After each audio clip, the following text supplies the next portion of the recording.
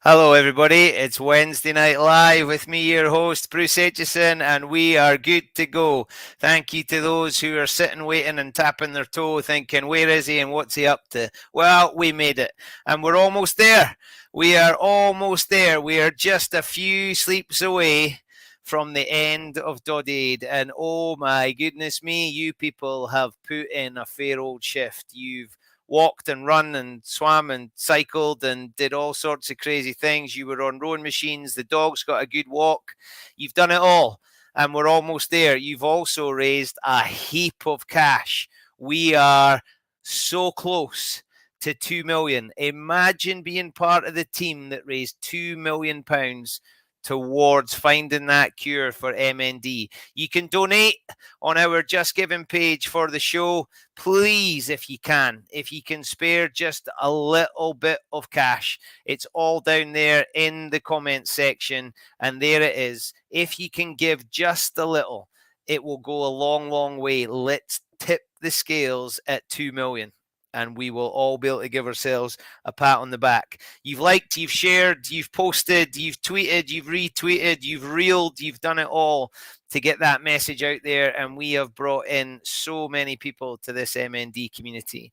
Now, there's a whole load of crazy guys and gals down in Cardiff getting ready to bring the ball up on Saturday. Cardiff to Edinburgh. Now, if you look at that on a map, it's all uphill. And it looks like a fair old shift. So what do? You try and get somebody in to come and speak to us that is about to embark on that. And there's a lot of good folk, and there's a lot of clubs, and there's a lot of businesses, and all sorts of groups and organizations getting involved. Now, one of my happiest moments in Clubland was on the bill with Rob Wainwright at the Last Wade Rugby Club dinner. And next to me was president of Scottish Rugby, now past president of Scottish Rugby, the one and the only, a very handsome man, Ian Barr. Hello, sir. Hello, Bruce. What an introduction, my friend. How are you? I'm well. Do you know what, mate? That was one of my happiest ever nights in Clubland. It was the Last Wade centenary. You had folk up from your sister or your partner club, your whatever we call them. We had old folk that had been cryogenically defrosted to get there for the night. We had youngsters. We had past players. We had everybody. What a night in Clubland. And Rob Wainwright was there and did his stuff. It was an absolutely fantastic night, Bruce. And you're right, there was guys from Sandbach, there was guys from Cumrac, there was people from all over the rugby community. Even Big Righty made an appearance, Big Peter Wright, legend of Last Wade. So what a fantastic night. And I thought you spoke very well. Since you're handing out the compliments tonight, Bruce, well done, my boy. Ah, shucks. You say the sweetest things. Now, mate, this is crazy, right? I think it starts tomorrow. And then just as we're chatting before the show goes live, what have you been up to today? Well, as if 555 miles tomorrow wasn't enough, Rob Wainwright, the man that he is, decided we would go to Gloucester Rugby Club. So we went to Kingsholm, and we met Ed Slater, we met HRH and Tim, and we were presented with a match ball. We left Kingsholm Stadium at 12 o'clock for a wee 65-mile donder, as you do on a bike, just to get the legs working, from Gloucester all the way down to Cardiff. And I have to say, it was brilliant. There's a core group, as you know, of 7. And then there's so many other people joining in. We were joined today by cyclists from Gloucester Cycling Club.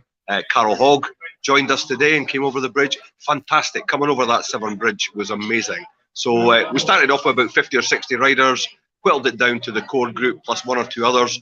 And Carol came all the way down with us. So absolutely brilliant. Good weather for cycling. A wee bit tired now, so apologies. I'm in a Wetherspoons in Cardiff, and I'm on my Jack Jones because they've all cleared off to a British Lions dinner tonight, and 1 or 2 of them are away for an early night. So there we go.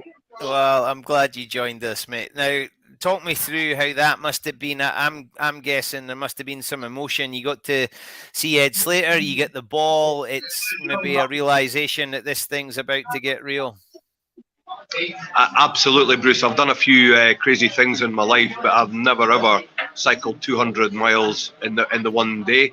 Not only that, to get up 4 hours later, I think Rob's told us the schedule. We get 4 hours sleep. We leave at 8 o'clock tomorrow morning. We put our heads down about 10 o'clock. We get 4 hours sleep. We're back up and on the road again. The same again on Friday. And then a tight schedule on Saturday to get there for mid-afternoon. So absolutely crazy. And as I say, there's 7 of us in that group that are doing the whole thing.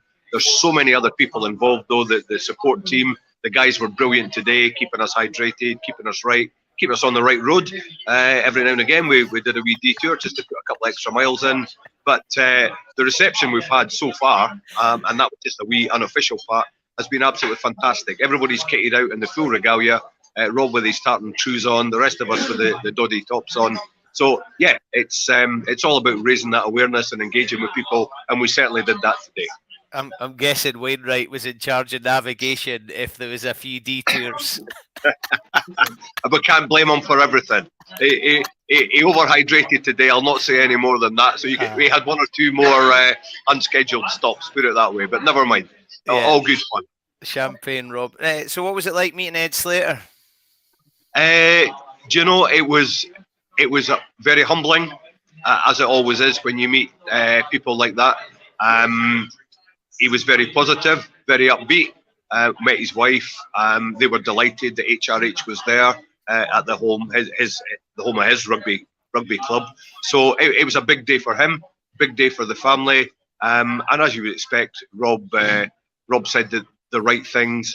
As always, it's about us raising awareness. It's about us trying to stop people having to go through that tortuous journey. You've mentioned it early on about everybody doing the efforts, and we're only one small part, one small wheel, or one small cog in the big wheel that's raising money for MND. It's so debilitating, and we saw that today. You know, Ed's struggling obviously, but very positive. Family were positive, and let's hope we can do something, as Doddie always said, and find a cure for this horrible illness.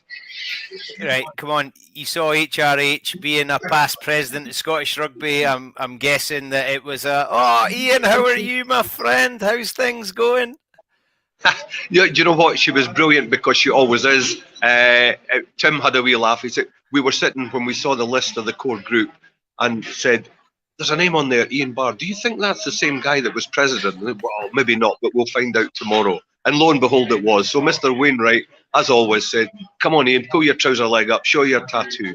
Brilliant. So there I was, showing Princess Anne the tattoo on my leg. Unbelievable. An old Iron Man tattoo. So that proves I should be able to have the mental strength to do the job. But only Princess Anne. She's an absolute star, Bruce, I have to say. And I had no idea she'd been involved in MND research and funding and raising awareness for as long as she has. The last 15 years or so, she's been involved in fundraising for MND, or involved in the sponsorship of it. So absolutely fantastic, something that's very close to her heart. And she's a very passionate lady. So it was great to meet her. And I think Ed Slater's family were just absolutely overwhelmed that she'd come down and made that effort on the day. Class. Mate, you need to help me out here, because May Sinclair is at me all the time on Facebook. What clubs are you visiting on your way to Murrayfield? Please help me. I am probably not the best person to ask, but we're popping into a couple of Welsh clubs. I think we're heading to Kidwelly, one of the core group, who Rob Wainwright does. He got Rob Boynes involved. He's from Kidwelly, so we're going up there. We're going to Wharfdale, I know for a fact. Wharfdale Rugby Club at one point. Good folk there. Good folk there. We're going to Alnwick Rugby Club. They've made that available. And I'm not sure, Bruce, how many other clubs we're popping into. But right, I think the object is to try and meet as many people as we can. Just raise that awareness again and just get it out there. I think May wants you. I think May wants you to go to Gala, mate. So we'll just tell her you're not going. It's fine. We'll tell her you're not going. We'll maybe miss that one. And I'm not going to say anything, because I know you're a Gala man, and very close to your heart. But you know, a day in Gala, is that a day wasted for us? No, I'm only kidding. Of course it's not. I don't think it's on the route, Bruce. I think we're going Newcastle, up the east towards Dunbar, and then cutting up. I know some of the guys are going to Edinburgh Accies. They've been very kind enough to lend us some of their facilities for some of the team riders to go in and get washed and changed and whatnot. So that's very good of Accies. But it's, you know what it's like. You want to visit. It would be fantastic if you could visit every rugby club. But given the time the timescale, the tough challenge that Rob's laid down for us. We're just time barred from visiting all of them, but we'll do as much as we can. And have you any idea what time you arrive at Murrayfield? We are hoping to arrive in Murrayfield just before the team bus comes in. Right. That way the stadium will not be in lockdown. There'll be nothing worse than arriving there and getting the gates shut. We're not allowed in. But on a serious note, yeah, before the team coach comes in, and I think there's hopefully be a wee bit of media publicity with the Doddie statue. I think there's a wee plan to do some photography with the core group and Gregor and some of the boys with the Doddie statue. So that'll be nice. And that's the sort of thing that drives you on, that keeps you going when you get your wee dark moments. So nice. Looking forward to that. Class. Right, Ian, I'm going to let you go, but thank you so much. It's always good crack when we get a bit of chat. So thank you. All the best up the road. Get in safe, please. And I look forward to catching up with you soon. Keep them all going, and hopefully they're all going to get out of their bed in the morning. They'll all be out of their beds early in the morning, Bruce. Thank you very much. And thank you to everybody out there for all their efforts for raising money for MND. Thanks to you. I know you're going to raise that awareness. I'll not need to bang the drum because I know you're going to be banging the drum for folk to dig deep again. Thanks to everybody who has donated so far. But as you say, we need to break that 2 million barrier. So let's go for it. Cheers, Bruce. Thank you very much for having me on. Cheers, mate. You're an absolute star. Love you. Good guy. Proper good guy. Proper clubland legend. And being president of Scottish Rugby, and Princess Anne knows who he is. Got to love that. That's cool. Folks, let's get serious for a wee minute here. We're almost at 2 million. If you can, go to the comments, hit that link, and if you can put some pennies in. I mean, Ian Barr is going to do all the way from Cardiff to Murrayfield with a few detours, a couple of 4-hour kips, and that's it. That's all he's got. So if you can, go for it. Now, in preparation for tonight, we had a bit of a think about how do you top a Jedi? Where do you go after you've had a Jedi as your guest? And let's face it, there could be only one. And he's a busy man. He's actually live on stage probably as I speak now. So I was delighted that I was able to catch up with him and get a little bit of time. I've just grown to love this guy more and more. I've loved him for a long time. I actually coached him, I'm going to claim, at one point. And now he's the face of so much, and he's a game changer. He's making rugby a better place. We're going to see him on the telly at the weekend. You hear him on podcasts. You see him on the TV. We just love the guy. This is Big Jim.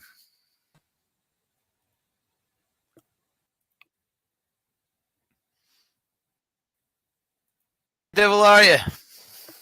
Very good, Bruce. Very good. Enjoyed your company the other night on the Fingal. Very posh establishment on the water down in Leith, but I'm very good. I was quite literally out my depth on the Fingal. I think it was some company to be in, but I loved getting to sit next to you. I was delighted with that table placement. You were probably a bit gutted, but I was delighted. No, I enjoyed it. I enjoy your company, Bruce. I did look right a lot of the time. It's like it's like the Queen's lunch, isn't it, or the Queen's breakfast? Like Mike Tyndall said to me, you have to have eyes right. It could be left. You were left, and my point is, Catherine Granger was on my right. So, yeah, my eyes were facing right a lot of the time, but there was not much interaction. So I kept coming back to you if I needed a comfort blanket. But no, it was class. It was amazing, eh? Because Rob Wainwright was on a table as well, and yeah, he's a phenomenon. No, like really great event, and it was class to be invited. And there's a lot of admin that goes in, which I'm shocking at and had no involvement in. But we reaped the rewards, didn't we, of a great couple of days. Yeah, we certainly did. And you'd come straight from the live Doddcast. Do you enjoy that? I did, yeah, I did. So Jill Douglas was hosting.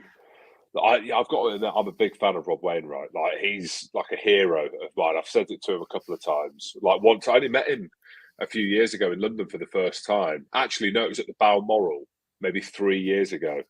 It was the first time I ever met him. I'm a massive fan of him. He was doing it, and Andy Nicol. Not that I'm not a fan of Andy Nicol, I am, but like, I love Rob Wainwright. I just, you know, like some people's personalities and energy is infectious. So I was a bit nervous. That was my point. I was a bit nervous doing it because I'm sat next to one of my heroes. But no, it was good. It was a good turnout, and yeah, it was a class event, and we all know the reasons why we're doing it. So it makes it all the more worthwhile. Have you been to Call to visit Rob? I think that would be quite an event. That would be one to take your cameras with you. Jim goes to Call.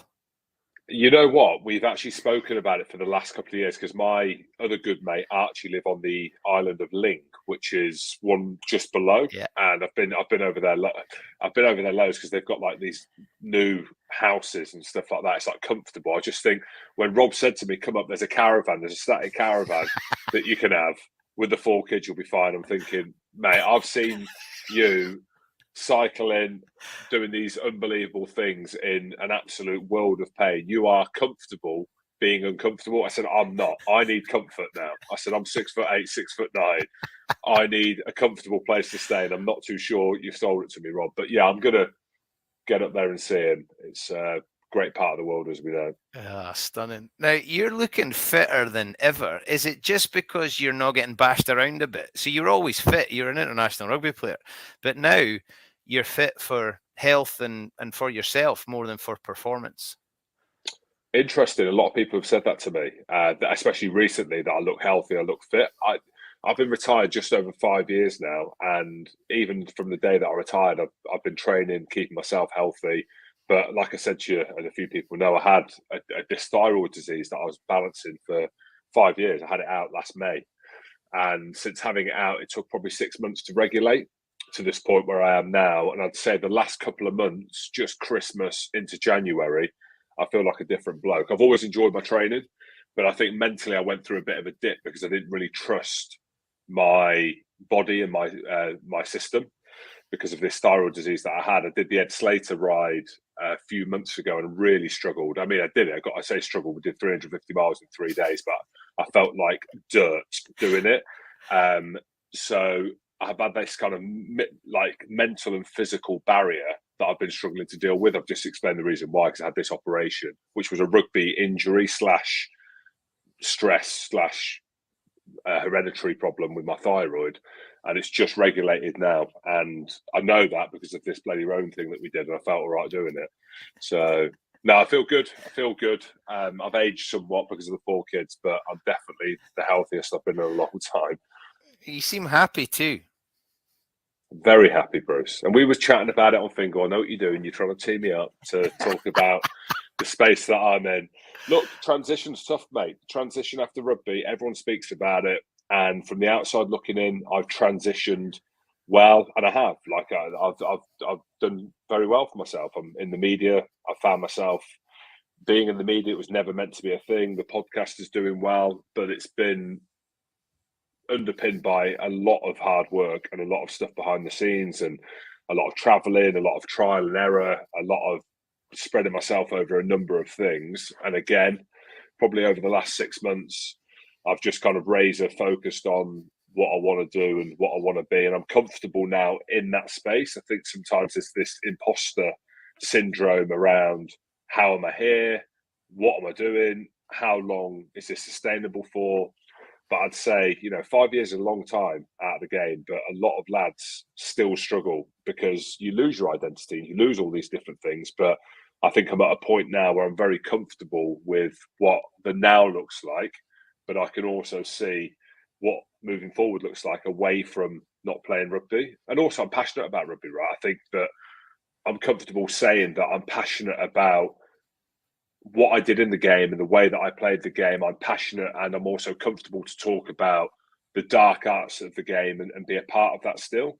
And I think I've been second guessing myself, like, should I glorify the collisions and should I glorify this gladiatorial aspect of rugby, because the game's in a weird place, right? And I am comfortable. I'm comfortable talking about that now. I'm comfortable fronting a lot of that stuff. So yeah, it's just kind of hand in hand, I suppose, with feeling better, and also the 5 years now, understanding what I am and who I am. It's class. It's so good. I've never loved you more. I also love seeing you on TV. I think you're a brilliant pundit because of that honesty, and you're not necessarily shying away from, you called them the dark arts, or just you're able to tell us maybe what was going on because you've been in amongst it, but you're still keeping yourself fresh with what's going on in the game. Do you find it tough watching Scotland? I did find it tough before because it's so funny, Bruce. So at the weekend, I'm down at Twickenham, and I was down there 2 years ago during COVID.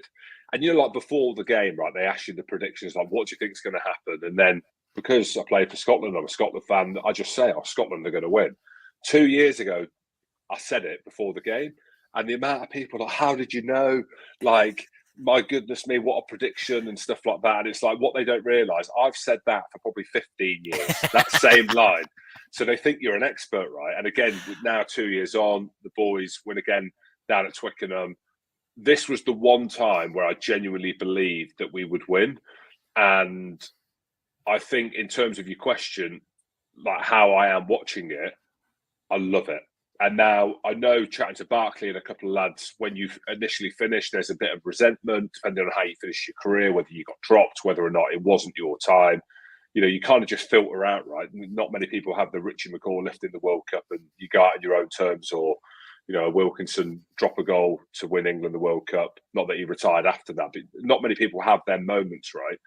And for me, I mean, because I retired in 2015 because I didn't get picked for the World Cup and carried on playing at Saracens, it came round quite quickly that I was in love with the Scotland team and that I wanted to help grow the team and grow the players, but also support them, right? I think there's a big part of that. The team that given me so much and gave me a life effectively and gave me some of the best experiences that I've had is to support them.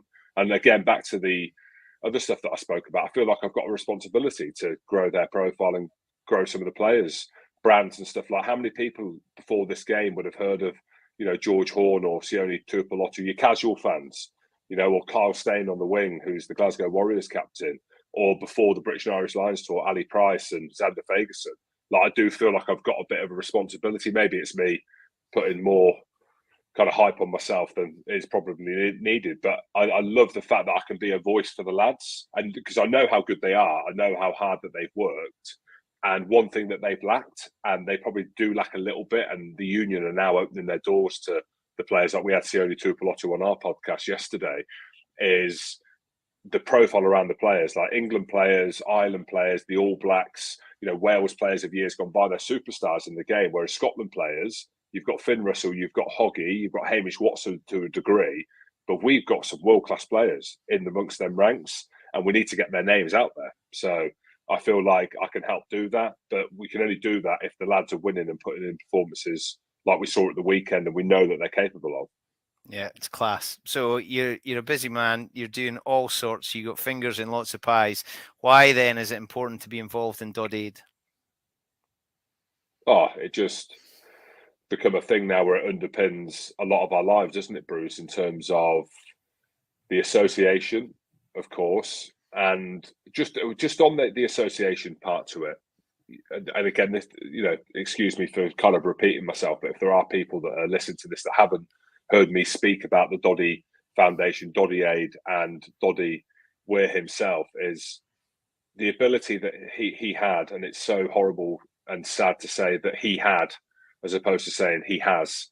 It's still quite a tough thing to take. That ITV did a promo at the weekend before the game, and we were all in bits watching it. It was like, you know, we're in this dark room, like Johnny Wilkinson, Clive Woodward, Scott Hastings, who featured in it, Martin Bayfield, and we're all in tears, right, watching it. And it just, the realization that he's no longer here is just, yeah, incredibly sad to think about. But when we do think about it, and back to your question, it's that being a part of something, it's that community, and that great thing that I've said, going back to that point about, I've said it before and I'll say it again, Doddie Weir's ability to bring people together from all walks of life, whether or not you're in the room with him or you'd spent time with him in Hong Kong or he'd even looked at you, it had the ability to be and make you smile and feel like you're a part of his story. This is before MND.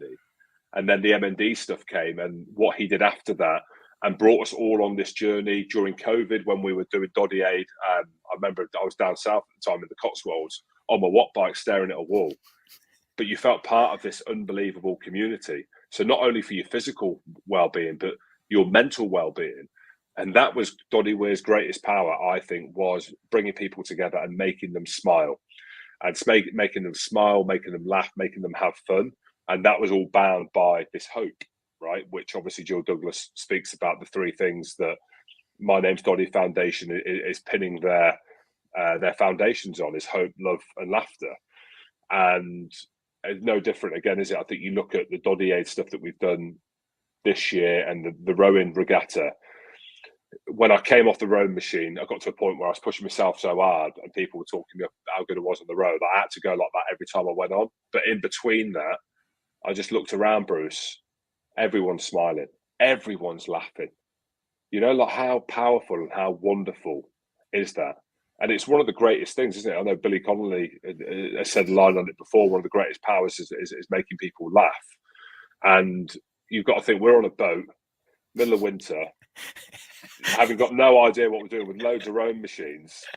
We're spanning out across the world virtually through Nashi and the team, and we're laughing and we're smiling, and just that great ability to do that whilst doing an amazing thing and raising awareness and raising funds. And beneath all that, because I'm not good at admin, a lot of people aren't, and some people will be on the journey for their own reason. A lot of people will be doing the Doddie Aid for some people for their own mental and physical health, some people to raise money, there'll be a number of reasons why people have become associated with the foundation and with Doddie Aid. But there's some wonderful people in the background who are using the funds in the way that we all hope that they would be used. And at the end of the day, that's what we're doing, right? We're raising funds, we're raising awareness to try and find a cure. So amongst all this hysteria and all these different events that are going on, there's this kind of foundation that's underpinned by a great thing, which will be Doddie Weir's legacy, and that is finding a cure for this terrible disease that is MND. But it's a cracking community to be a part of.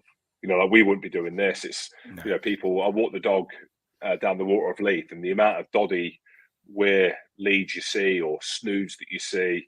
I'm off to Hong Kong. You know, I've got mates all over the world that know about it or that are a part of it. The two things: finding a cure for MND, but also bringing a community of not just rugby fans now, because it's branched further than that. What a powerful, powerful thing. And not many people, if any, could have done that apart from Doddie Weir. Amen, brother. Amen. Love it. So, right, in a nutshell, because I know you're a busy man, who's going to win on Saturday, Scotland or Wales? Do you want a quick one, or shall I give you a couple of lines on it? Go on in. Couple of lines. Scotland's 12 points better, I think. So it could be 4 lines, Bruce. I think Scotland 12 points better, but we know that Wales are our bogey team. I think if this team are to move forward, and it is the obvious tagline, they need to beat Wales. We need to be comfortable and confident to say we are better than Wales and we will beat Wales on Saturday. I don't think we're at that point, because that sounds a bit arrogant, but I'll say it on behalf of the lads and for someone that's watching the team play regularly and watching Glasgow regularly and watching Edinburgh and looking deeply into the way that the guys played at the weekend. We should be beating Wales. And this isn't because Wales are not any good anymore. This is because we are so good. Wales actually played well against Ireland in parts, but they're up against the best team in the world. And the scoreline, didn't flatter Ireland, but it was always going to be tough for Wales. But I'd like to think that we're 12 points better. And what a fantastic tournament in the Six Nations. Imagine being 2 from 2 going into the down week. Don't. It's the hope that kills me, my man. It's the hope that kills me. So go on in. Let's go even bigger. Who's going to win the championship? Ireland, hands down. You reckon they're going to beat France at the weekend? Oh, from what I've seen of France, and I know they're the current Grand Slam champions, but Ireland have just grown since the summer tour. Going down to New Zealand, they've just grown and grown. I can't see how they're beatable. They'll struggle when they get to the World Cup, though. Ireland, they always do, but I think they'll beat France comfortably. There was a couple of lineouts that Ireland took off Wales, and the camera cuts to Paul O'Connell. Well, Andy Farrell, but Paul O'Connell sitting in front of him. Are you looking at that going, that's all Paul O'Connell, that? I'll be a large part of it, won't he? One of the greatest of all time. What a lovely bloke Paul O'Connell is, by the way. Yeah, I mean, Ireland just the complete team, aren't they? Like Wales have always struggled at the line-out a little bit, which is weird, really, because they've got the most capped. They've got big humans. Got the most capped player of all time in Alan Wynne-Jones, but they've always struggled at the line-out, unfortunately, when it matters. But the most complete team. And for me, if we can, I think we could beat France. I'm getting carried away here, Bruce. I'm getting carried away. But Ireland's the one for me. Ireland's the one where I think that I'd be very, very surprised if we came anywhere near to beating them. But I'll be the same. If France beat Ireland at the weekend, I'll be extremely surprised as well. I don't think they will.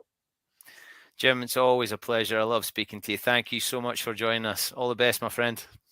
Thanks, Bruce. You're doing great stuff, mate. Thank you. Cheers, mate. There's a lot of love for Jim in the comments, and no wonder. What a guy. He is spectacular. And if you're watching this back, I hope you enjoyed his show. It looks like Andy Good didn't get up. His flight was cancelled, so it's Big Jim on his lonesome, which would be better anyway, wouldn't it? It's a miles better show with Jim on his own. So, brilliant that he gave us some time, and I really enjoyed it, and I'm sitting watching that, laughing as he's talking away. Great guy. So now it's time to give out some prizes from our sponsor at Genius. We've got two kinds of lager beers. We've got the lager and we've got the pale ale, and you win a 12-pack, which is just over here, and you get a mixture. You get 6 of each, and you get a Genius t-shirt. You're right. He was brilliant. He absolutely was brilliant. So let's get to some prize winners. So we've got from the North and Midlands. Manager Morven chose this. This is Irene. Irene's up in Orkney, and in previous Doddie Aids, Irene has got up her distances from walking. But Irene now has MND and has struggled to get the kilometres in walking, so she's been doing it on her exercise bike. She wanted to get 100 kilometres by the end of January. She's already done it, even though she's been into the Aberdeen Infirmary for a wee operation, but she's determined that she's going to get to 150 kilometres by Saturday. Irene, I take my bandana off to you, my headband, my hat, and I salute you, Irene, up there in Orkney. Absolutely. In fact, if you're watching this, Irene, class. Absolutely class. You are much, much deserving of the prizes. So well done, Irene. From the South, this was my choice, and this combined two things. It combined Doddie Aid and it combined a litter pick. So thank you to Carol Boyd, who between Eyemouth and Coldingham Beaches picked up litter. Look at all that litter in those black bags, mostly string and fishing stuff. So thank you so much, Carol, for not just getting out and putting some distance on for Team South, but also tidying up our beautiful coastline. You star, Carol. And I am suggesting to Commander Wainwright next year that one of our themes is a litter pick. How good would that be if we could make our beautiful countryside and towns and the places that we enjoy walking and cycling cleaner and tidier for everybody and look after our environment? The next one, I think there's going to be a phone call and she's going to end up in a padded cell. This is Jackie Onions. Jackie is quite literally barking mad. From Team Wales, she dressed up, she did videos, she did pictures, all for the theme of the dog walking weekend, dressing up as one of the 101 Dalmatians, and you can see the collar or the snood on. Dogs welcome, free dog treats and water always available. Jackie Onions from Wales. That is exactly what Doddie Aid is all about. And I reckon if the big man had seen that, he would have peed his pants laughing. Great stuff, Jackie. Thank you so much. Now we have a record holder. And I love this because I went to school with Willie Broon, but it's not that Willie Broon. Willie Broon, 2,000 miles. And his partner, Kat, 400 miles. That's what you call a power couple. That's what you call a power couple. Now, he's also got some records for marathons on rowing machines, and he's run from Germany to Italy, like Ironman, Superman, Superhuman, crazy stuff. Wally Broon, you are hugely deserving of your 12-pack of Genius and your T-shirt. And I'm not ever doing exercise with you, Willie, because I wouldn't last any length of time at all. From the Barbarians, David Jones. David Jones has reached his target. Now, this number's so big, I don't actually know how to say it. It's 2,023,555 kgs lifted during Doddie Aid. So just to get that in your head, it's 2023 555. That's the weight that he's lifted. I can't imagine what that is. I mean, he's shifting some tin there, but that's a lot of lifting. 2,023,555 kgs lifted during Doddie Aid. David Jones, you're the man to carry the shopping up the stairs. You're the man. You are the man. And from Glasgow, one of the social media top contributors is Joyce Graham Hall, frightfully posh with a double-barreled surname, Joyce, out taking pictures. Look at that from dog walking weekend. Beautiful countryside through West in the Weege. So thank you very much, Joyce, and thank you for all your contributions to that Facebook group and encouraging and inspiring other people to get out and about. 12-pack of Genius, and if you buy it, 5 pence donated to the foundation. It's got the logo on the back there. I never know which way to twist it. And if you use the code Doddie Aid 15, you get a 15% discount. So thank you to Jason and Charlie for all of their amazing support of the foundation. Spectacular. Some of our other supporters are Halbro, the company that make the Happiness Egg-shaped stash, and they're also making the Doddie Aid kit. You can get your hoodies and your T-shirts. You can still fill that up. I'm really hoping that there's going to be a lot of those dancing around at Murrayfield on Saturday. And if you see somebody wearing it, go over and make a new pal. Ask what team they're with. Ask what they've been doing. Ask how they've got involved. Ask them if they want to go and join you for a beer. And get involved with that Doddie Aid community. You can go to halbro.com for the Doddie Aid t-shirts and hoodies, and then there's all the other Doddie Aid merchandise and foundation merchandise that you can get your hands on. And they are donating huge amounts of money, over 200,000 donated to the foundation. So thank you to the good people at Halbro as well. As well as that, there's other people on their bikes heading north, doing stuff for Head for Change, but also to try and support Doddie Aid. And we hear from the man at the top of Head for Change, the wonderful Alex Popham. Hi, I'm Alex Popham, ex-Welsh International. Just want to wish congratulate everybody who's taken part in Doddie Aid this month. Amazing effort. I'm cycling, leaving tomorrow from Cardiff to Edinburgh for Head for Change. Cheers all. And if you're going to speak to Welshmen about Doddie Aid, who do you get involved with? Right at the start, before we kicked off, I got a message from Rupert Moon, spectacular guy, full energy, so positive and doing so much. He comes in from training the Tumble under-16 squad. Imagine having Rupert Moon as your under-16 coach. And he says, yeah, I'll record, no problem at all. But before that, before the 1st of January, he gave me a message and said, look, I'm going to be on BBC Radio Wales, sitting in for my mate, Wyn Evans, who's the Go Compare guy. I'm going to be sitting in for him. Phone in and see if we can get some more members for Team Wales. So I phoned up and had a chat to Mooney on BBC Radio Wales, and we got a few more sign-ups for Team Barbarians and for Team Wales, led by the one and only Scott Quinnell, who went down that zip line at about 150 miles an hour. So we dialed in and we had a chat to the one and the only, the handsome, the hat wearer of the year, Mr. Rupert Moon. Rupert Moon, my old friend, how are you? Yeah, I'm content and happy because we're still in the Six Nations. There's still hope. The sun's shining, and I'm a believer. So what else can we ask for? I'm a believer. There's still hope. This is the best time of year, isn't it? Forget Peter Andre talking about summer holidays or Christmas. This is the most wonderful time of the year. Post-Christmas, as a player, you're eagerly awaiting whether there's an opportunity. You're going to get a chance at some point. If you're not in the first squad, you might get in later on. And as a supporter, the momentum, if it doesn't go right, like it didn't for us at the start, there's still hope because history tells us miracles do happen.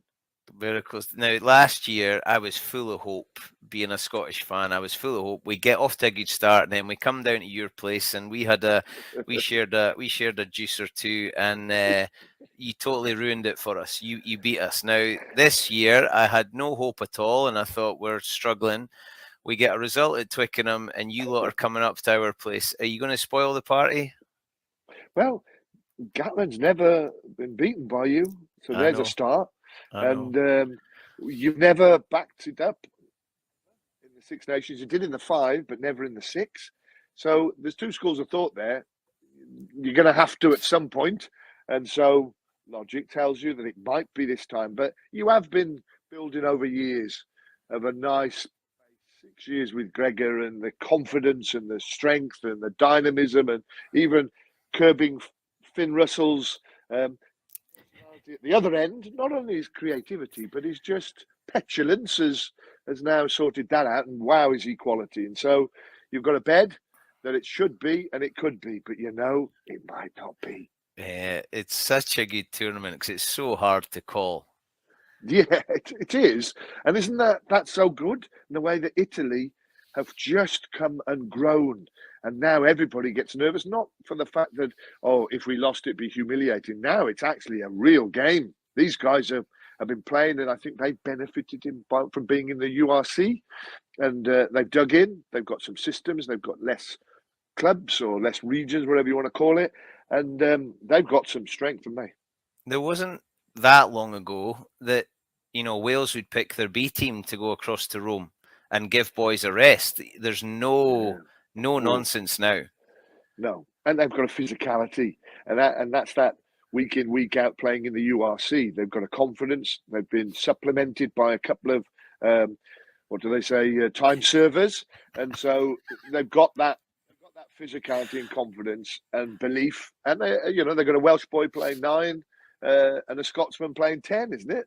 Yeah, that's right, yeah. Tommy. So they're good players and they're controllers, but it's good. It's great, and I like the fact that it is more of an even keel. And for World Rugby to be stronger, we need all the nations to grow and develop and not be one-sided. And of course, this Sadly. weekend, sadly, this weekend is the Doddie Weir Cup. Wow. Yeah, I've got some. I am 30 odd days in. I when I get home at night, and sometimes I've done my training with the youth team, and it's like 9 o'clock, and I've had my tea, and then it goes 10 o'clock, and I think I've done my miles for Doddie, and I'm there, and I get on my bike, or I go for a walk, and I go for a jog. So in his memory, that's the least I can do. But some people have done some phenomenal things. I mean, you have to doff your cap to the rowers, the riders, the cyclists. Phenomenal. And isn't it just great to see us all he puts his big Doddie arms around us all and said, come on, when you're tired and weary and you're not sure you can, lift. And he does. And what they're doing, my lot, they're riding up, aren't they? Coming from Cardiff. What a way. Yeah. It's all uphill to Edinburgh. And am I doing it? No, I'm not. Am I going to pat them on the back? Am I going to blow them a kiss? Yes, I am. Yeah, and quite they right. can, and it'll be great. It'll be great. Just give them some support. I love that you're so involved in it, and you always have been, and you've always got such great positivity. The Welsh team are in their first Doddie Aid. I think 2,500 members, 51 grand roughly raised, over 200 miles travelled. You must be proud of your fellow country folk. Oh, look, we were mobilised by you and Mr. Wainwright, who got inside our heads and called us to action and separate from the barbarians because it was a little bit anglicised, and Wales needed to fly its own flag. So we got a few together, Jamie Bolsh. We got, Scott Quinnell as our leader, and some fantastic people who have joined and spread the word. We've got Rachel Taylor, most capped Welsh woman who's there, who's driving from behind as well. A real core of people from North Wales who've helped us. So it's exciting times. It was about time we stepped up, and we will grow and develop in years to come. Agree, and it was nice. I got to have a chat to you on the radio to try and get a few more sign-ups, which was a nice thing to do. Yeah, look, I had a privilege of sitting in for the Mr. Go Compare with Evans, and it was a chance to take advantage of my position on live radio. So there will be another opportunity because I'm covering for him again in a couple of weeks. So we'll do another roundup. So yes, we'll have a little word about that, and we'll do it again and spread the word. Love it. And those things have been so important, and it's been amazing to see the engagement. And there's a lot of Welsh getting on their bikes to come up the road to deliver this ball. a mate of mine, Lee Hughes, from Bouygues, a big construction company, well, a big construction group around Europe. Boy from Kidwelly. He just can't help himself. He's been called, and there they are, and they're going to go from a little village down in West Wales, and the momentum as they come up through Wales will be great. They're very excited.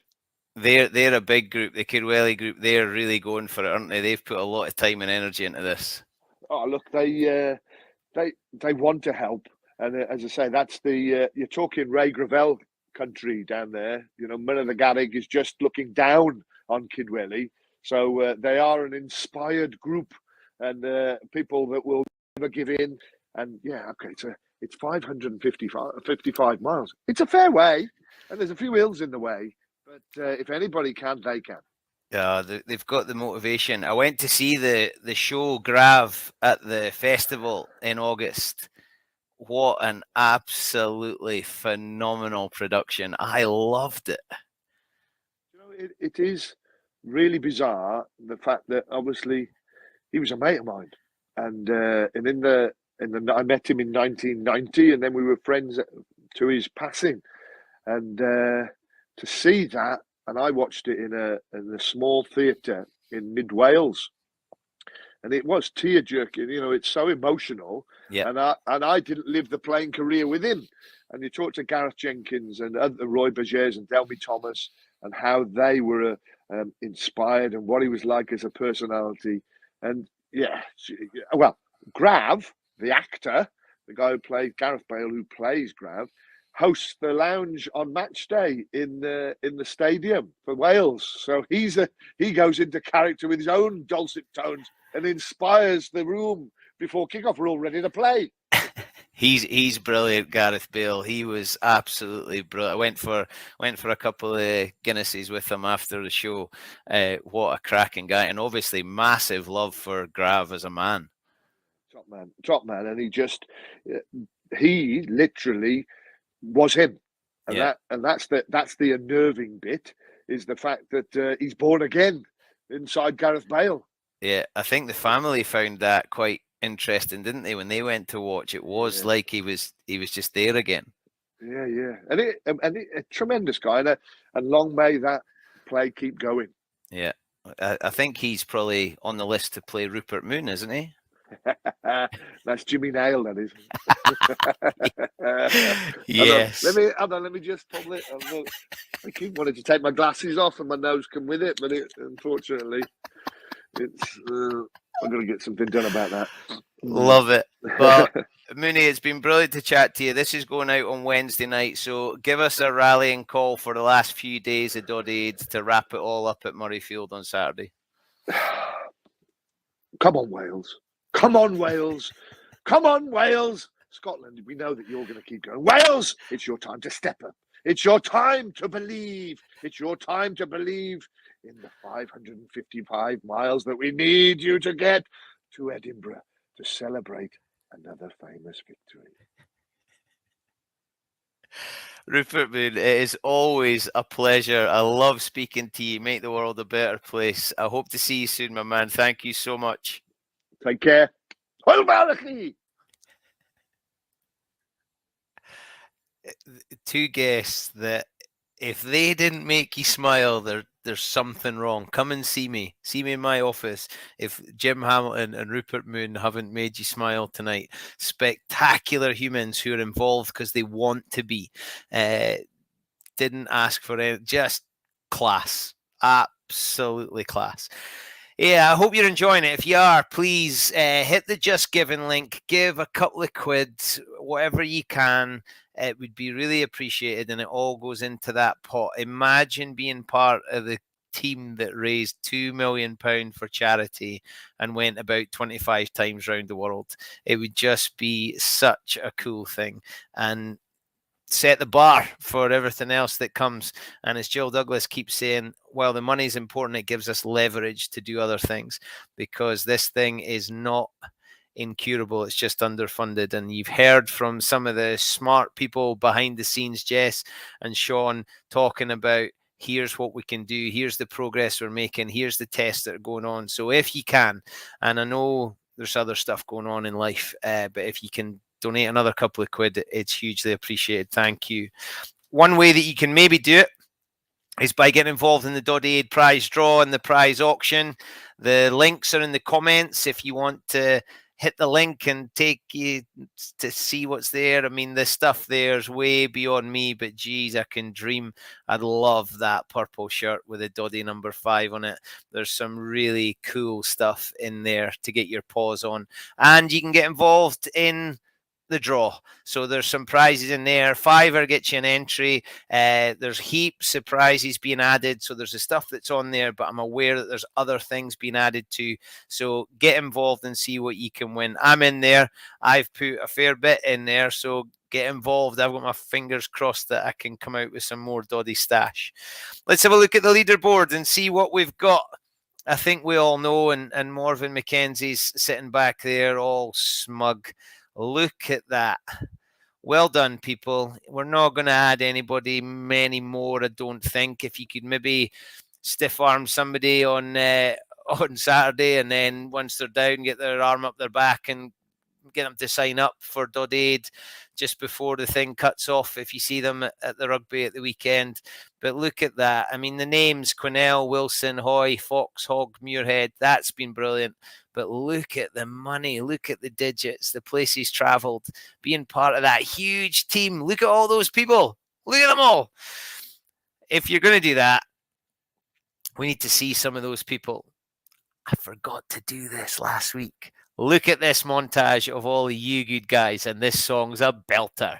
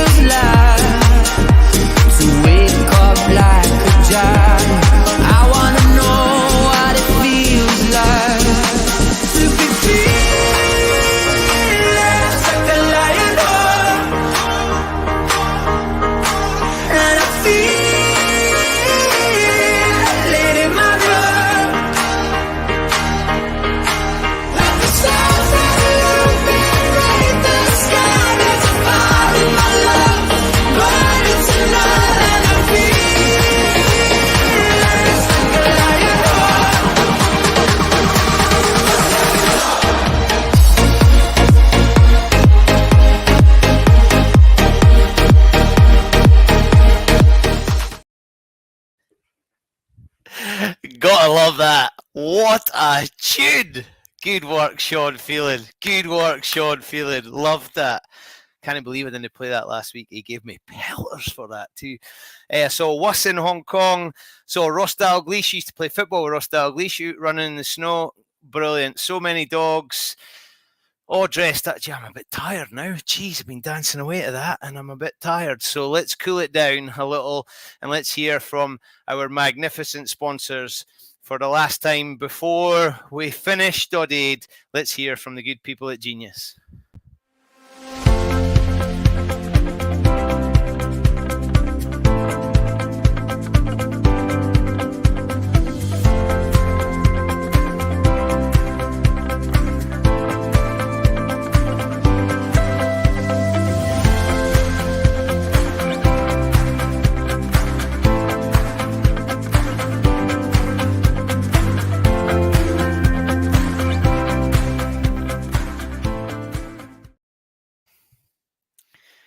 Thank you, Jason and Charlie. That's a bit of class. And if you haven't already, get yourself involved with Genius. You can use the code. When you go shopping at geniusbrewing.com, you can get 15% off when you use Doddie Aid 15. Thank you so much. 5p from every can and bottle gets donated to the foundation. Great supporters who are there all the time. We're almost there, people. We are almost there. We've got one show to come next week, so we're going to wrap it up. Lots of thank yous to the captains, all of those people that have spearheaded what's going on. Thank you for your time and energy. To the people who have got involved and spread it to their followers, my pal DJ Sarah Cox on BBC Radio 2, to the captains who the managers who are on the WhatsApp group. It is relentless. When this thing's finished, we're all going to get a break from 10 million WhatsApp notifications every day. So thank you to all of the managers. Thank you to Sam Matthews, who's given up his Wednesday nights to push the buttons and pull the strings, and to the man himself, big handsome Sean, who's backstage right now pushing the buttons, pulling the strings and keeping me right, sending me messages to make sure it happens. Love you, Sean. Big man is going to be in Edinburgh this weekend at Murrayfield, so look out for him and make him feel very welcome, Scotland. He's produced the shows, he's put the shows together. It's all him. To Rob Wainwright, our Commander-in-Chief, you and Ian Fraser, who have put in so many hours, so much time and energy to make this all happen. I take my hat off to you and salute you, and I would follow you both into battle. To all of you for taking part, for organising all those events, the dog walks, the rowing, the cycling, the groups going out, the stuff you've done just fills us with joy and makes us realise how good humans can be. To Genius, to Halbro, to the Cycle Jersey for getting those snoods out, all of you people that have put in time and energy and posted things and done, thank you for making Doddie Aid happen. We're almost there. We're almost there. It finishes on Saturday. If you can sign up, if you can donate, please do. We'll be back next week for a wrap-up show. I don't know how we do it. But we will, because we love you all. Thank you so much. My name is Bruce Aitchison, and I am away for a lie down. See you soon, folks. Have a great weekend.